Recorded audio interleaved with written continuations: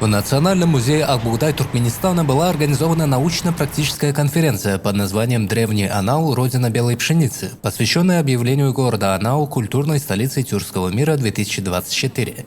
أنا وشهرنا تركي ملي مدني باي تقتدي بأغلاني دلمغي أنا وشهري قديمي شهر ولب بيرد قذل بالنيان تاريخي مدني قمة تقبر باي بولنوتشين أنا ملي مزاينا أخلي تاريخي قديمي يادغار لقلر.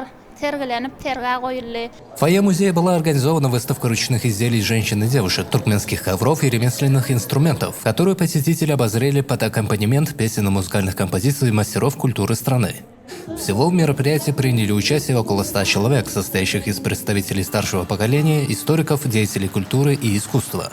Выступавшие отметили, что Анау был избран культурной столицей тюркского мира неспроста. Именно здесь были найдены окаменелые зерна пшеницы, свидетельствующие о существовании древнейшей цивилизации на территории города. Проведенные раскопки в тот период, в 1904 году, впервые на территории Туркменистана американский геолог, археолог Рафаэль Помпели проводил экспедицию, где он обнаружил вот эти древнейшие поселения.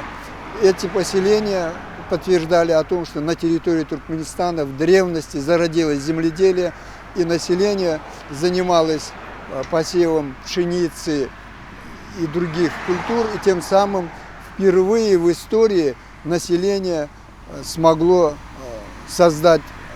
посеять белую пшеницу. Эти артефакты хранятся в музее Акбугдая. Главной целью данной конференции и выставки является укрепление международного сотрудничества в сфере культуры, популяризация богатого историко-культурного наследия древнего города Анау. Шасанем Меретова, Али Бекеев, Мухаммед Оразалиев и Азади Бердыклычев, Туркменистан, новостной портал.